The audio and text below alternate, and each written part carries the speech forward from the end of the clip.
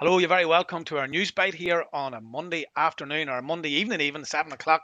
And what we're going to do is, as we done last week, we're going to talk to the community associations first. And we have the two lovely ladies on, Helena and Josie here. So, Rosie, sorry, it's great to have you on board here. I'm just writing down the wrong name here as I was talking there.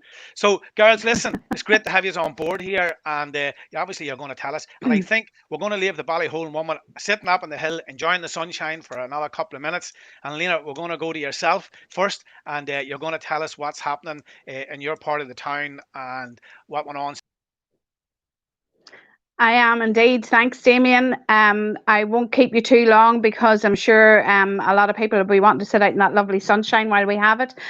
So just a very quick roundup of what's happening in the Meadow and Armagh Road this week. So we're on week 12 to 13 of our community food bank, which has been absolutely fantastic. And we really want to thank everyone for all of their donations and those who continuously give us donations week after week. We can't thank you enough. We are hoping to continue this for probably the next 4 weeks, which will leave it that we'll actually have been running this initiative for 18 weeks, which would be amazing. But yesterday, we had a lovely day out in Callevy Road on the five-a-side pitch when some of our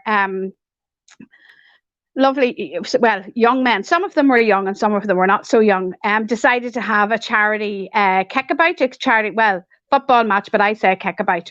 And there's young Jerry McDonald there. Jerry actually scored a goal, which was absolutely phenomenal. But do you know what? Fair play to them, the guys there. I'm not going to name all of them because I can't, but I know, I think Gary Fitzmaurice and Kevy Pearson, all that crew. And there's the man himself sitting, giving out as usual. He never does anything else, only give out. But we want to thank those guys that took part in that kickabout yesterday. They raised £185 for our community food bank. So thank you so much. And I think that we're going to organise something else going forward. Maybe like a wee five-a-side tournament or something. So Cahill, don't put Brent and Cranny up there too much because we actually are all fed up looking at him.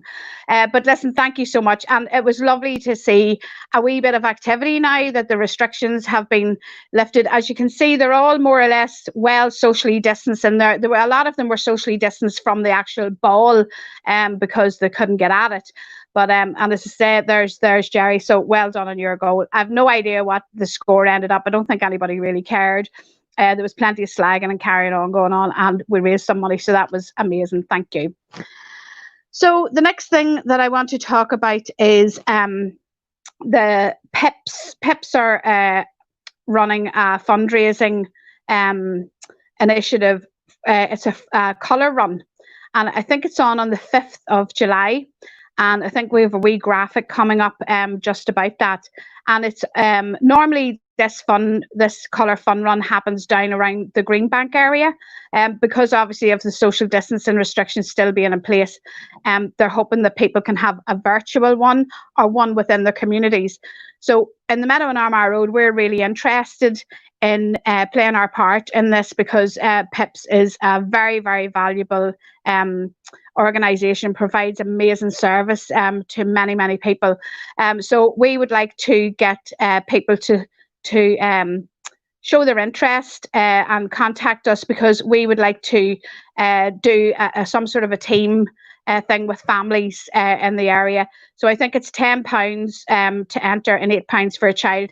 And the guys at PIPS will send you your colours, and we can organise where our colour run will be. We'll do that in the next week or so to see will we do it in each individual street or will we have a socially distanced one somewhere just in the area. So we'd really appreciate if people could show their support for the charity.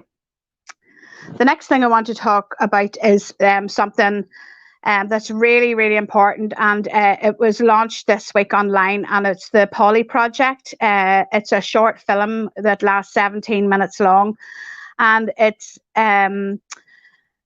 covers the topic of road traffic collisions and the absolute devastation and trauma that it causes to not only the person involved and has lost their life or been badly injured, but to the families. And the people in this film they're all from Newry. I personally know quite a lot of them. Very, very courageous. Any vehicle can become a weapon of mass destruction if used recklessly. A car is a lethal weapon. We're angry that somebody not paying attention to the road has taken him from us. You are not invincible. No one is invincible. Mistakes end up costing lives. I feel like I'm no longer living. I'm just surviving. It only takes 5 seconds to lose your concentration, to do something you know you shouldn't. It all goes wrong in those 5 seconds.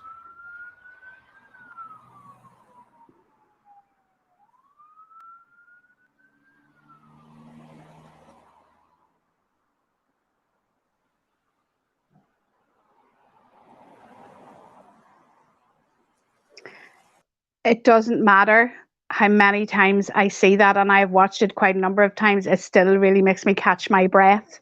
And particularly when you know the people who are involved and the devastation that those traffic accidents have caused to their families and wider circle of family and friends as well. So I would really encourage everyone to watch that short video. It can be got on YouTube. It can be found on Facebook. It can be found on the Road Safety NI page on Facebook as well. At 17 minutes, it will take 17 minutes to watch it. If you have young people who are drivers, if you've got a young person who is learning to drive or going to take the test whenever everything gets back up and going, please encourage them to watch this.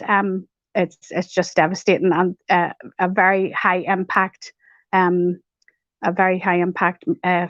to watch. So if you could do that, that would be great. I want to talk about the Neighbourhood Watch scheme. So in the Meadow Armagh Road last September, we set up a community watch group, WhatsApp group, which we ended up with about 150 people on it. And it was really, really useful, particularly over those darker evenings, the winter months. There was a lot of things were posted on there. You know, if there was anybody concerned about any potential suspicious activity or to highlight anything that was happening in the area that people should know about. And from that, we tried to get our neighbourhood watch scheme up and running. Now, we did have a wee bit of interest, but you know the crack yourself, wintertime coming in, then Christmas was coming and all sorts of things. And we did have a couple of people who were interested. Now, our very first neighbourhood watch person is Johnny Franks, and he's up in College Gardens. So he has all of his checks done. He has everything organised. He is now the neighbourhood watch person for College Gardens. Now, we do have another couple of people. Obviously, it's such a big area, and we would prefer to have one person for each street. So we've got Mountain View Drive, College Gardens, Violet Hill, Ballina Gardens, Clevey Road, Slieve Gullion Road, and Iva Crescent, Oria Road, and then Clanrye Avenue and Clanrye Park. So we have 2 or 3 other people who are interested, but we would really appeal, especially now, before the winter comes in and before the darker nights comes in, because it takes quite a number of weeks to get all of this set up and get everybody signed up and through their checks and stuff.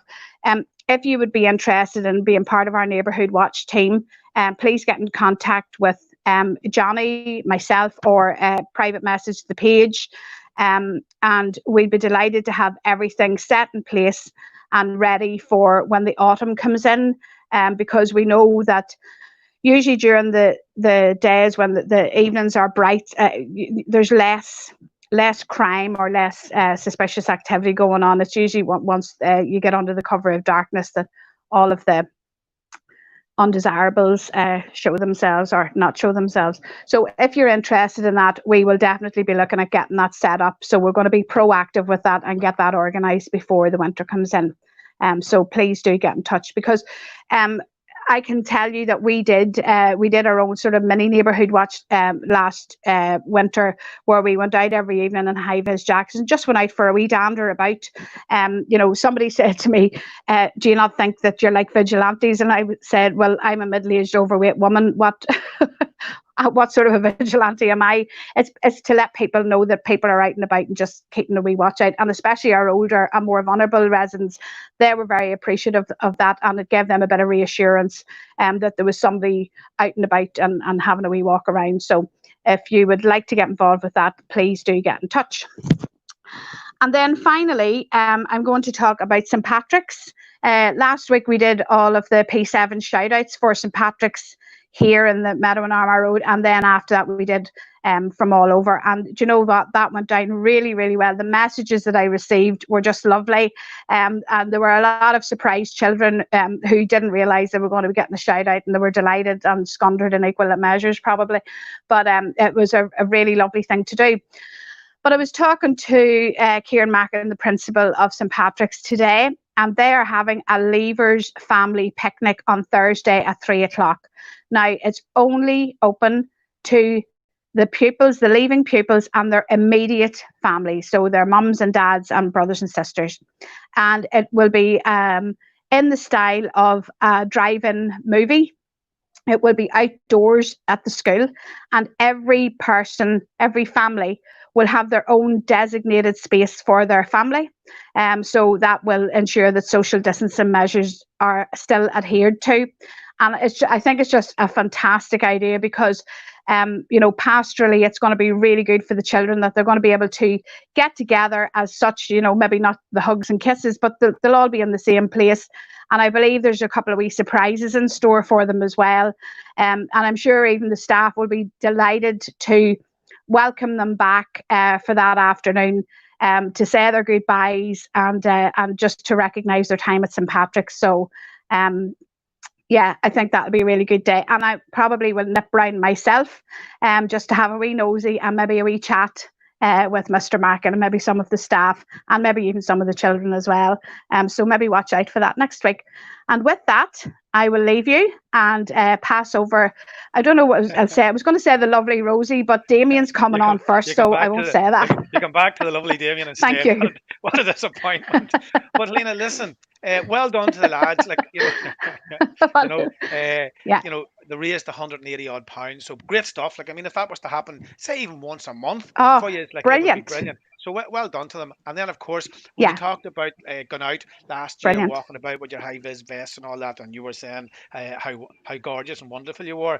It's all about the profile and people seeing, and it gives the community a sense of, I suppose, well-being, and we're being protected and we're in safe hands. And that's what that is about. That's what the walkabout's about. And I would encourage you to keep doing that because it does. I'm telling you, we done it here in around our part of the world when there was a lot of robberies going on, and people were very, very happy just to see us. Even if they were driving up the road and they seen us out the road, great. It gives people a little bit of comfort. So listen, well done. And on behalf of Destination Uri, let all the kids down in the wee school know that we were thinking of them, and maybe take a wee video and we'll put I will surely.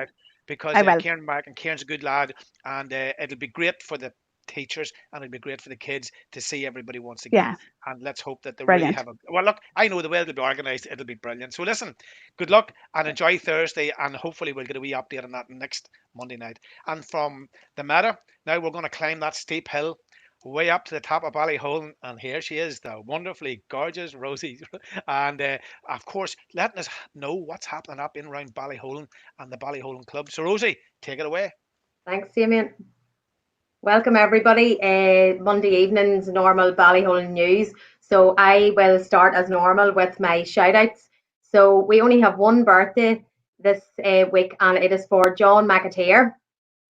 John is a Ballyholland local who is now residing in England. He lives in England with his wife Hazel and their children Rowan and Finn. His father Sean McAteer is a big Ballyholland man, so he just wanted us all to wish John a very happy 40th birthday for this Thursday from everybody at Ballyholland.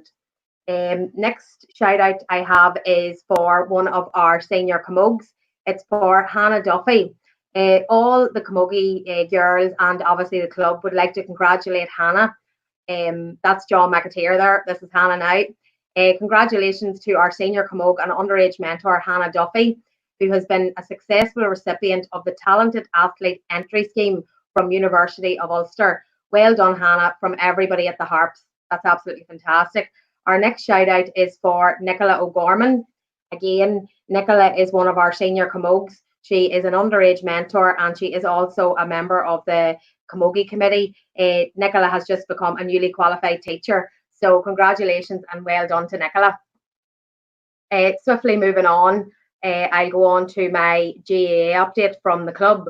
So obviously the biggest news from the club at the minute and all clubs in Ireland is the return to non-contact training. This is scheduled to happen from the 29th of June. So we had our first social distancing executive committee meeting the other night. I do believe that there's a photograph there, Cahill. So the whole committee got together just to discuss obviously all the points that have been sent through from the GAA headquarters, with obviously the plans need to be put in place on how we are going to deal with this here and how we're going to get teams back on the field, obviously obeying all the social distancing rules and having COVID supervisors on duty at all times. So again, then some of the committee members met with the juvenile committee and the camogie committee of the club, and there has been a schedule put in place for all teams that are going to return back to training at the minute. Not all teams will return to training.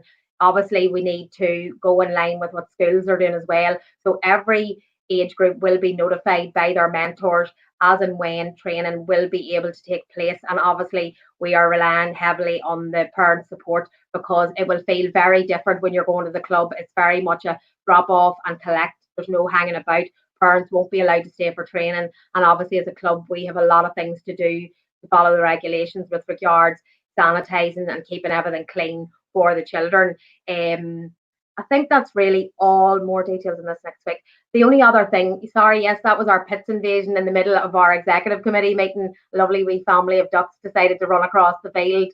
They are obviously not abiding by the GAA rules. The only other thing I would say about the return to non-contact training for everybody, before you can take part in training with your age group, you or your parent will have to fill out a health questionnaire online. This will be available very shortly through the GAA, and basically you fill out that questionnaire once and you only ever have to fill it out again if your health changes. So just for everybody, in case that you're wondering, you have to do it every time you're going to training. It's only just the one time unless your health changes. But we as a club will make sure that you know all that and obviously help everybody as much as we can. But it will be available online very soon. The next thing, I just wanted to say a big thank you. We have some work going on at our club at the minute because obviously we're anticipating that the social club will hopefully be able to open, but obviously we'll have social distancing to adhere to. So there has been some work going on in the club for outside facilities, and I'd just like to say a thank you to Conrad Loughren, Tony Havern, Pace Loughren and Chris Brady, who all worked all day Saturday, obviously in their own time, to start building us some lovely enclosed area, but also that we're going to be able to have outside. The next thing is the My Life, the GAA Healthy Club My Life Challenge that we're still obviously taking part in. It's absolutely fantastic because we seem to get more and more participants now every week. Everybody's average steps are absolutely amazing. Mine aren't registered and that's my excuse. But just at the minute, from our club's point of view, our obviously standout walker is Sandra McMahon, who is our chairman's wife. Sandra is flying ahead in first position for the club, closely followed by Damien Campbell, Sophie, and third place Jacqueline McByrne. Now, I only checked that about 10 minutes ago, so it may have changed with people out walking this evening. But obviously, there is then the £50 club gear voucher up for grabs for whoever averages the most steps within our club. So thanks everybody very much for still participating, in this, and it's great to have you all doing it. So thank you. Then I'm going to go on to the Camogie Club update, which has been given to me every week by Caroline Poland, which has been fantastic. So obviously, same as the club, there's not a lot going on with everybody, but the Camogues just wanted everybody to know that they're working very hard behind the scenes in accordance with the GAA guidelines to return to play. They will, like the football club, have all the details to follow in the coming weeks about who will be returning to training and when their designated training slot is. They also wanted to say that if anybody, parents or players, have any concerns with anything to do with Camogie or going back, please contact one of the committee members or indeed anybody in the club, and they'll certainly give them a guide in the right direction. Last thing from the club then is we will move on to the club lotto, which took place yesterday evening or night at 9 o'clock in the social club. And I think there's a video, Cahill, if you have it.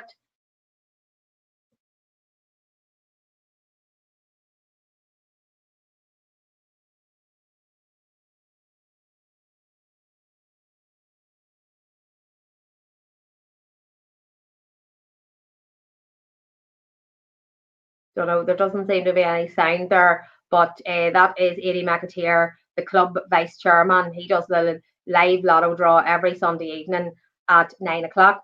So the lotto numbers for Sunday, the 14th of June, were 6, 13, 27, and 31. Again, there was no jackpot winner. I just one wee quick announcement was to thank Tony Haber, Thunder Locker, Pierce Locker, and Chris Brady for putting a roof on our smoking room there yesterday. That looks fantastic, so thanks for doing that. And that's it, we're just going on with our draw at the minute. So the first number is number 13. Our second number is 6. Our third number is 31. And our fourth and final number is 27. So then numbers again are 6, 13, 27, and 31. Thanks very much. See you.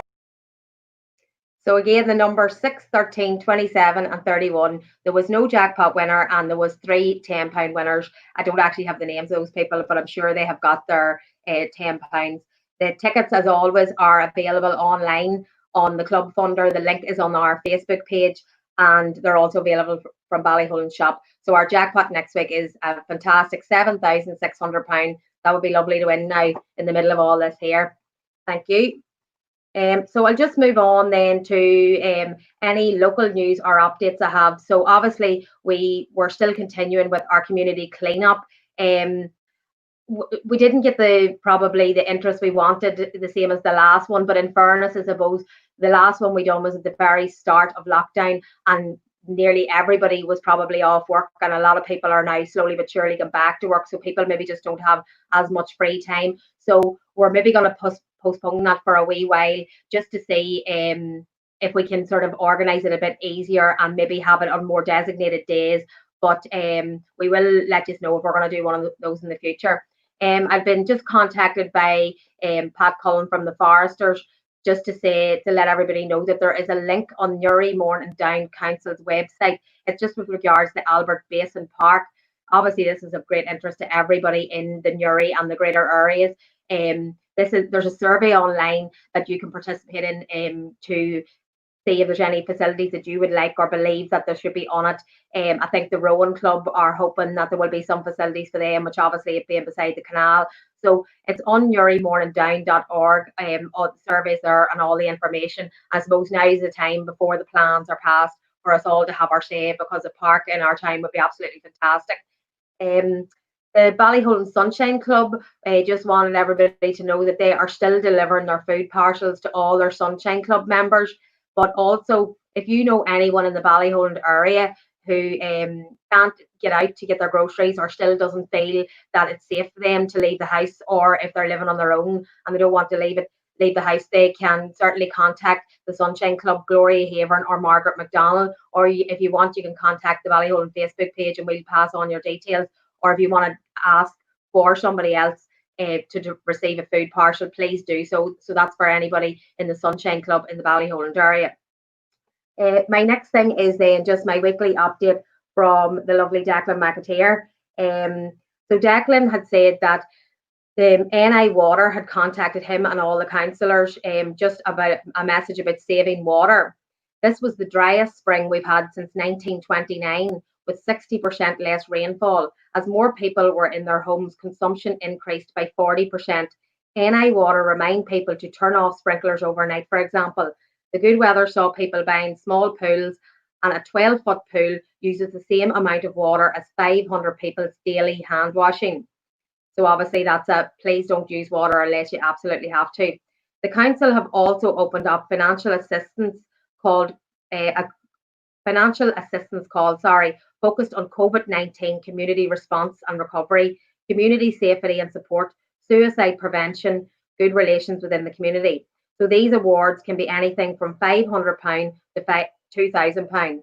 So that there is obviously open for everybody. And then some good news for all those people who were cleaning out their sheds and their garages and tidying around the house during lockdown. The recycling centres will now accept up to 2 mattresses, wood and metal, and up to 6 bags, broken down wood furnishings, paint tins, and waste oils. So basically, anything you want. All the guys are very helpful because they're down the road here, and they will let you know when you arrive if you're okay with everything that you have. But it is worthwhile double checking on their website in case you're not very sure. And that is Declan's update, as always. Thank you very much to Declan for his update. And then, as always, I will finish off with my history snippet on Ballyholland. Unfortunately, Aaron Parish couldn't do it for me this week, so I had to call on my son John again. So we have a wee video, and this week we are talking very briefly about Ballyholland Primary School. So hopefully Cahill has the video there. Welcome to Ballyholland Primary School. Ballyholland Primary School is a rural school situated on Ballyhill Road. It was opened in 1920, which means this year we celebrated our centenary. The wall outside the school, which has a stone plaque, is the original wall of the playground.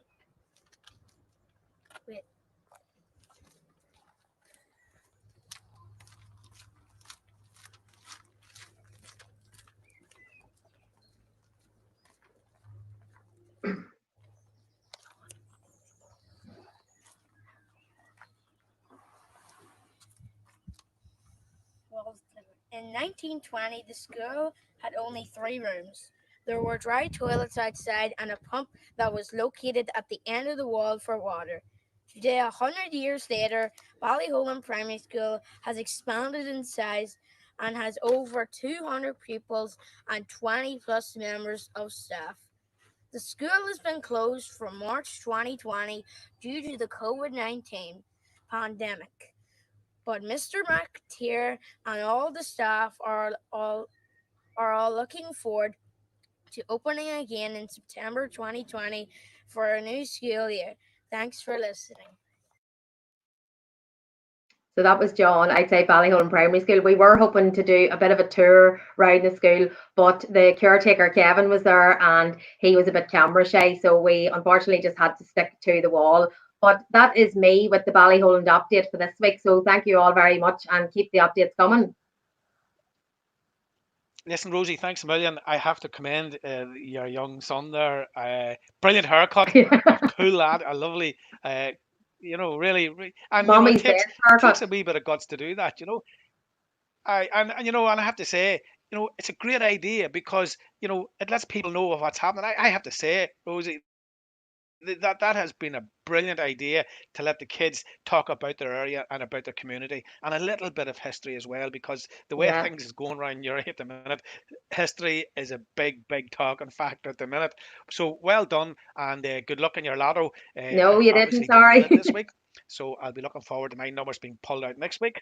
I need to get talking to Mickey about that. So listen, Rosie, thanks a million from Ballyholland, and tell your young fella, brilliant.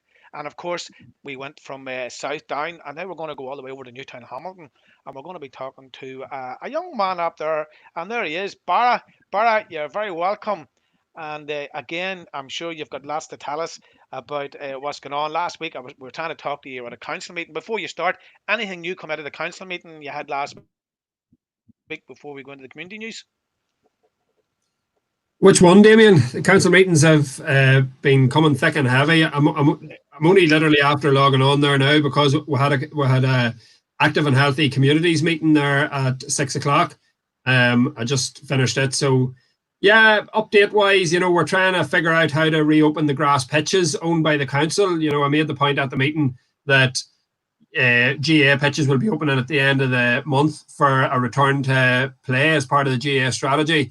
But you could end up in a situation where some of the clubs in Newry and Downpatrick and Newcastle who avail of council pitches won't be allowed to use the pitches. So, we're trying to avoid situations like that and ask the council officials to be conscious of the governing bodies of the different sports throughout the district, Damien. So it's that sort of crack, to see how we move forward out of lockdown and reopen the council facilities and that.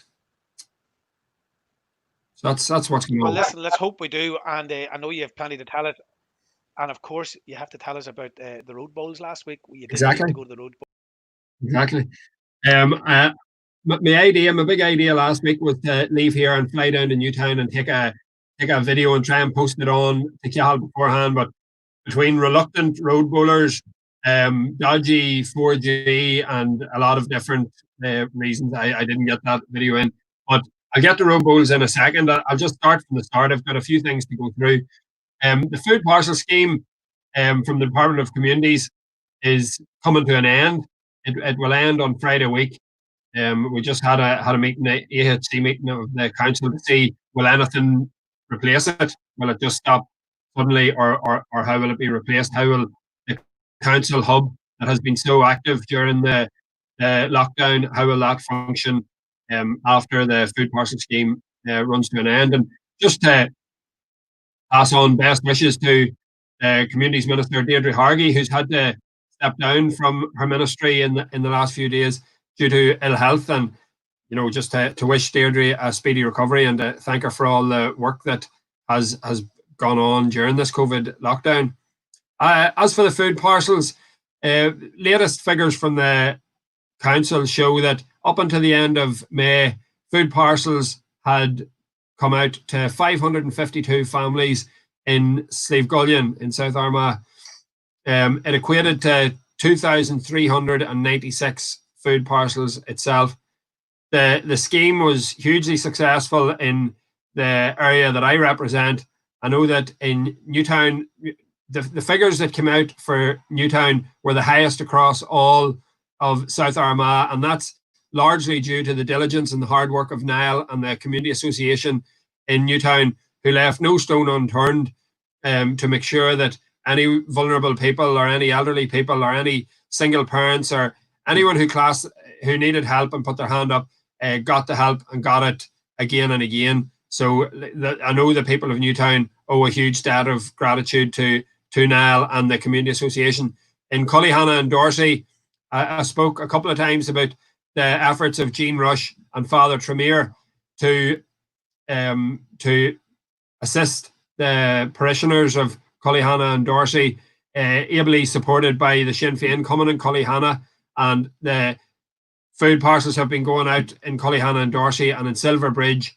And Silverbridge special thanks is due to Mags Reel, who has been to the fore in making sure that vulnerable people have been catered for, not just through the food parcel scheme. She's also been working with Finnegan's and Antubber in providing soup and stew for vulnerable people within the Silverbridge area. So, look, that has been fantastic. The financial scheme, as Rosie has alluded to, the financial scheme opened last Friday. It's a COVID-19 theme this time round, where community associations and groups can apply for up to £2,000, between £500 and £2,000, for schemes and programs that will offset the worst of COVID-19. And that's the council's way. Normally, we would have a capital scheme and a sports capital scheme and a Christmas illumination scheme and all that there. But for the times that are in it, the councillors had all agreed to run a COVID-19 scheme, and that's been responded to very well. I would say, the return to play in the GAA is all anybody's talking about in my area anyway, in Newtown and in Cullyhanna, in Dorsey and Silverbridge. Everybody's at the same. Committees are meeting to discuss what does the return to play scheme look like. What do committees need to do? What has to be in place? So I know that what my message that's going out to the football clubs is, every club certainly needs a COVID officer, number one, that'll be able to report back to your committee. You need a COVID supervisor, I would suggest, with every team that aims to take the field. So if you have an under 6, an under 8, an under 10, under 12, under 14, under 16, minor, under 21, B, senior, girls teams, the same, camogie teams, hurling teams, I would suggest that you have a COVID supervisor for each team. So let the coaches coach and let somebody else come along and be the COVID supervisor. I would recommend that all clubs have stations for sanitizers that are accessible at the start. People won't be allowed into club premises. So I would suggest and have hand sanitizer around the football pitch, at the gates into the club. Coaches should have them at the side of the pitch, where if the youngsters are being called in and at the start, and that equipment should be sanitized before and after use. Signage should be in place reminding people of social distancing, and I expect that to change in the days ahead. We saw announcements today on a relaxation of the measures coming in, especially in the hospitality industry in the coming days, and that's to be welcomed. You know, some of our businesses have been at the rough end of, you know, watching some of the shops opened, where possibly a small restaurant in rural parts of South Armagh isn't allowed to open yet. And, you know, they've been writing to me, they've been writing to our office in Crossmaglen and asking, look, if we put procedures in place, if we apply social measuring, can we reopen? So good news for some of those businesses today. We talked last week about walking tracks reopening. Silverbridge walking track has reopened, and I just wanted to pay a tribute to the club, the fantastic club that it is. There's on social media, a rota of stewards went out for every day. So they were open for 4 hours a day, and they had a steward for each hour. And Mickey Malley is their COVID officer, and he's on hand at all times to ensure that the guidelines are being followed. It's textbook what you would want to happen. I've called down, I've watched when I'm going past. I can see firsthand my in-laws are members of the Bridge Club, and they are telling me, they're reporting back of how well it's going, and just to pay credit to them. Another Silverbridge message, just a happy birthday to Martin Murphy, who was 70 yesterday or the day before. Damien, I know you're a Armagh GA fan. There's lots of footage put up by Silverbridge GA, much to the glee and the joy of GA fans across Armagh. Rare footage, seldom seen footage of Martin Murphy in his pomp in the All-Ireland semi-final of 1980 against Tipperary, where Martin scored a goal and 2 points. A well-taken goal after a flick on by Brian Hughes, and 2 points off the left foot. The second one in particular, where he had been pulled to the ground, got up, managed to use his muscle, and then burst away from the defenders. It looked like he was going to flick it inside Jimmy Smith coming off his shoulder, and he confidently put it over the bar. So his friends and colleagues in the Bridge Club yesterday had a drive-through celebration. Now, it would be great, Cal, I know what you're going to say, if I had footage to show on this here. If anyone wants to see footage of it, they can go on the Silverbridge GA website.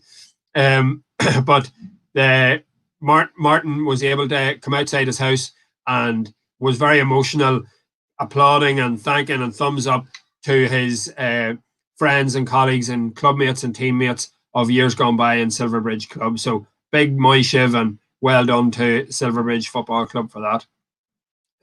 As I alluded to, council is back up and running with committees back on track and the scheme of delegation returning to the committees, and you know, everything that has been put on the back burner for 3 months is coming fast and furious towards us again. We aim to get things opened up when the time is right. We don't want to preempt anything, but we don't want to be behind the curve either. When things are allowed to open, we want to be opening straight away to meet the expectations and the desires of the public when it comes to this. Attempts are being made to reopen. I'm not sure what's going to be shown here. Cal, is this the drive-through? Don't know what Cal's going to show there. I'll keep going until something comes on here. Here we go.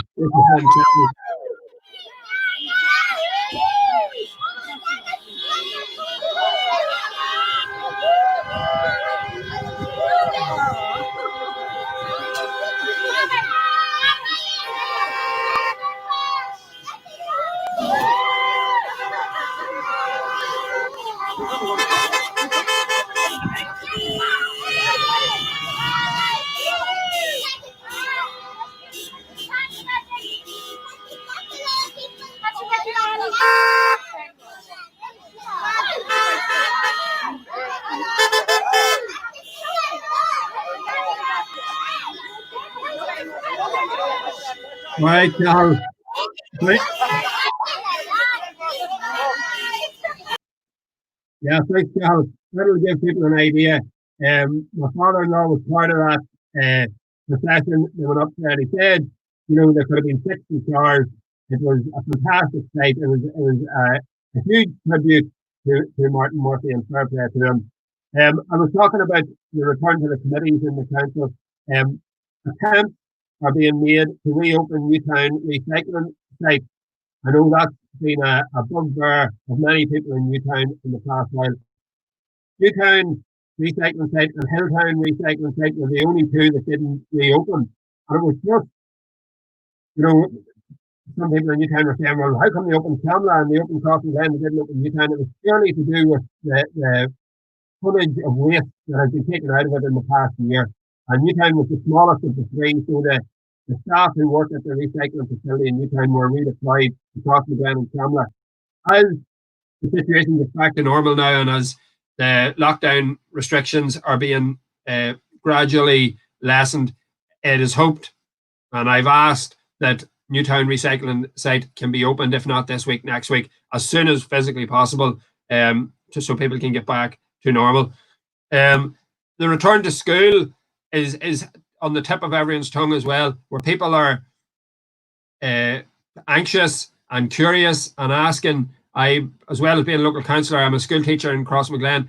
I'm going through all the emotions of having a daughter who's leaving Rangashock in the Gaelscoil. I'm also the teacher of that Rangashock class, so not getting to say goodbye properly to the children who are in the class. And that important transition programme of getting children prepared for going to secondary school, because some of the message that gets lost in the conversations that go on about transfer and whether the entrance exams should take place or they shouldn't, that's not the important stuff that goes on in primary school. Primary school is about, yes, it's about educating children and teaching them how to read and write and do maths and make friends and all that, but the social and psychological part of being in a class with other children and getting ready for transitioning to secondary school is hugely understated. Children learn from asking questions and from their friends asking questions, and children are missing out on that this year. And while we're all remote learning, certainly my lessons in the last week and this week are focusing completely on giving the children an opportunity to ask questions about what they're leaving behind in primary school and what they're moving towards in secondary school.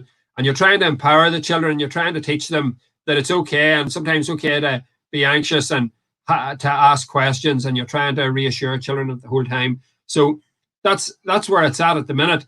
Return to school, Minister Weir would like us to return to school on the 14th or 15th of August. There are huge questions around that. We are contracted to work a certain amount of weeks in the year. If you ask all teachers to come back 2 weeks early, it's going to allow for teachers then to demand 2 weeks off earlier in the year. And that's not going to be perfect. That's going to be far from perfect. So what our unions are talking about, certainly I'm a member of the INTO, and what our unions are, they're calling for strong leadership from the Department of Education and a system where school leaders are the ones who are making the decisions. So the head teachers forum and senior leaders within each school are able to feed into a situation where you can talk about what do we need to do in school. So what needs to happen in school? If in the school that I teach in Crossmaglen, there's 500 children. There are classes of 33 children. At the minute, with a 2 meter distance, you might be able to fit 7 or 8 children into a classroom with a teacher. What happens to the other 23, 24 children? Do you put them into different classrooms? Do you then employ more teachers? Do some children be taught by a classroom assistant? Is it there are so many questions that you're really hoping that we keep on the upward curve we're going on, where children get back to playing their sports, they get back to socializing, that their mental health gets a chance to improve by meeting their friends, by socializing, by asking questions, by finding out about what life's about. And that when we get back to school, we can reassure children that they're safe, because children don't want to be coming back into class to teachers with masks on. Children don't want to be coming back in to sit in a box or with plastic around their desk. So really, it's. I'm talking about schools. That also applies to nurseries, and it applies to childcare facilities. And the sooner that guidance comes out, honest, transparent guidelines that we can all follow, the sooner it'll be for everyone. I talked last week about warnings about burglaries, and this week I'm just going to talk very, very quickly on stranger danger, we call it in school. So we tell children to be alert for strangers. We call it stranger danger. So we're getting reports from round South Armagh of people out for their leisurely walk in the evening, and maybe cars slowing down beside them and asking them questions, and people being upset by it, and that's being fed back into us. So just to ask people to be aware and to be vigilant, and when you're going out for your walk, don't go out for your walk alone. Go out with other people. If you're a youngster, go out with a grown-up. If you see anything suspicious, report it on to your local councillor, and we'll certainly get it dealt with by the police.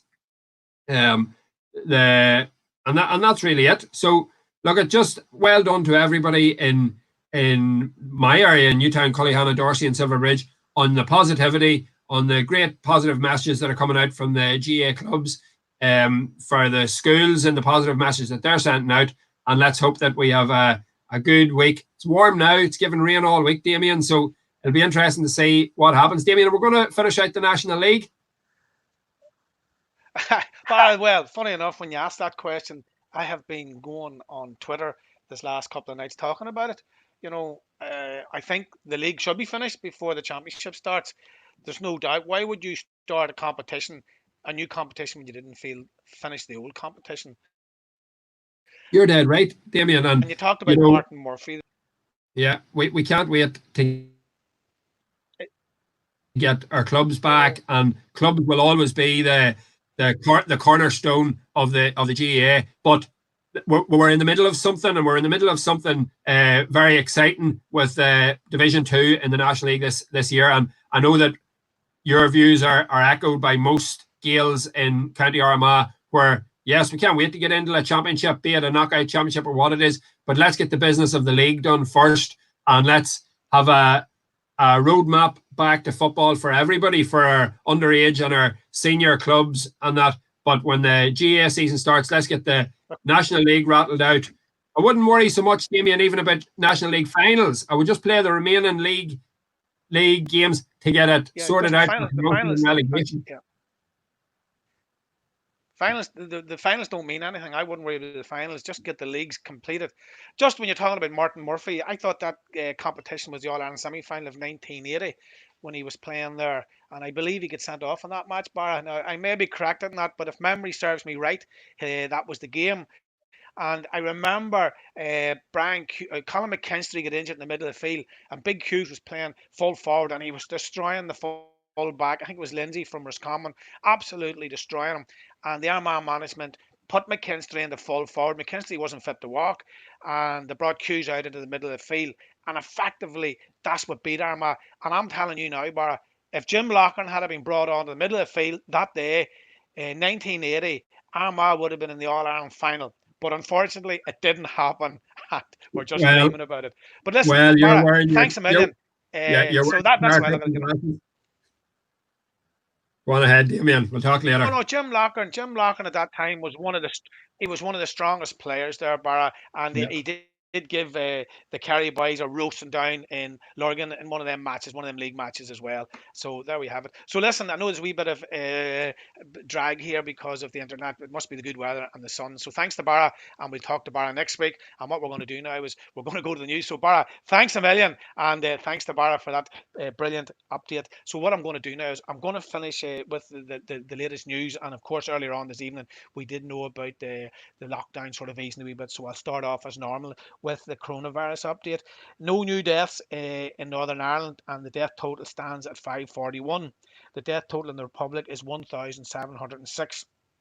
The total deaths in the island of Ireland is 2,247. From confirmed cases of coronavirus in Ireland, 25,303, and confirmed cases in Northern Ireland is 4,690. 36 people have died in the UK in the last 24 hours. A total of 41,736 people have died in the UK to date due to coronavirus, and 297,000 confirmed cases of coronavirus in the UK. In Scotland, the figures show that 2,448 patients in Scotland have died after a positive test for COVID-19, although the actual number of deaths is known to be far higher. So, as we did say last week, weekly data published by the National Records of Scotland shows that up to 4,000 people have died. Now we go to Wales. In Wales, 4 more people have died with coronavirus, and they reported the total in Wales is 1,448. Public Health Wales has also showed that there were 62 new cases reported, meaning 14,804 people are confirmed positive with COVID-19. Back here, there are 291 cases in Urry-Morn and Down, and out of that area, 45 people have died. In the Banbridge, Craigavon and Armagh City area, there are 540 confirmed cases, and there is 78 confirmed deaths in that area. Northern Ireland's hotels, bars, restaurants and cafes can open from the 3rd of July, which is great news. And as I look for this here, Northern Ireland self-catering accommodations such as caravans can also open on June the 26th. First Minister Arlene Foster says the moves will only go ahead if the spread of the virus remains low. Many in the tourism and hospitality industries have been calling for the date of 20th of July to be brought forward after the Irish government said the sectors in the Republic was moving to the 29th. It means that Northern Ireland becomes the first part of the UK to announce such changes to the coronavirus regulations. Stormont's Economy Minister Diane Dodds has lobbied for an earlier date, described the move as a good day for the Northern Ireland economy. It's a good day for tourism and hospitality, and in particular a sector that has been incredibly hard hit by the lockdown. She stressed that the plans were dependent on the transmission of the virus. Caravan parks, camping sites and self-catering tourist accommodations can open the 26th of June, which is next Friday. From the 3rd of July, hotels will be permitted to open, but spas and leisure facilities within them will not be able to open. From this date, restaurants, cafes and coffee shops can also resume trading. Pubs and bars will also be allowed to trade, but must serve food and operate on a table service basis. Those pubs that do not serve food will be allowed to sell alcohol outdoors. Visitor attractions such as museums and cultural heritage sites can open from the 3rd of July. The First and Deputy First Minister stressed that social distancing rules must be adhered to by all those businesses seeking to reopen, and the Executive have agreed to continue reviewing the 2-metre distancing requirement. Other news. Agreement reached on final programme for government. The final programme for government has been agreed between Fianna Fáil, Fine Gael and the Green Party. If passed by the party's memberships, it would see Micheál Martin serving as Taoiseach until December 2022. The role would then rotate and Leo Varadkar would become Taoiseach again. The result of the vote of the programme for government by the ministers of Fianna Fáil, the Green Party and Fine Gael will be announced on Friday the 26th of June. If passed, this would mean that the Taoiseach would be elected on either Saturday the 27th or Monday the 29th in the National Convention Centre. Micheál Martin said that his party's fingerprints are on the programme for government. Speaking ahead into a meeting of the leaders of the 3 parties, he said that if you compared the Fianna Fáil manifesto with the programme for government, there was a lot of overlap. However, he said that it was collective engagement of the 3 parties, and if a new government is formed, it has to go forward in a collective spirit. So there we have it. So a government looks to be forming in the south of Ireland come towards the end of the week. And before we finish, I have a wee special shout out to the legendary Bridie Brannigan out there in Hilltown. I'm not sure if Cahill has got the picture there. So a happy birthday to Bridie. Bridie had another lovely birthday, and I'm sure the lads looked after Mommy really, really well. And a big, big, big special shout out to Vince Meany and Margaret, who celebrated 40 years married yesterday. So just wait to see if those are coming up. So I think Cahill has them. And there's Bridie Brannigan and all the sons and the Kilcoo legend. And who is the legend in Kilcoo? Of course, it's happy birthday to Bridie. And then we have Vince and Margaret Meany. They had 40 years married. And a little story to that before we finish. I actually took them to the hotel in Swords before they flew off to. So there they are, Vince and Margaret, 40 years married yesterday. So congratulations to them. I actually took them to their hotel in I think it was swords. I didn't even know that. I forgot about that until I was reminded yesterday. So happy anniversary, Vince and Margaret, and well done. So listen, thanks to everybody. It's been a very, very busy evening here on Destination Uri with Colin Shannon on earlier on, and then the community associations and the news. And it has been a fairly long evening. So thanks to everybody for tuning in, and we'll do this all again tomorrow.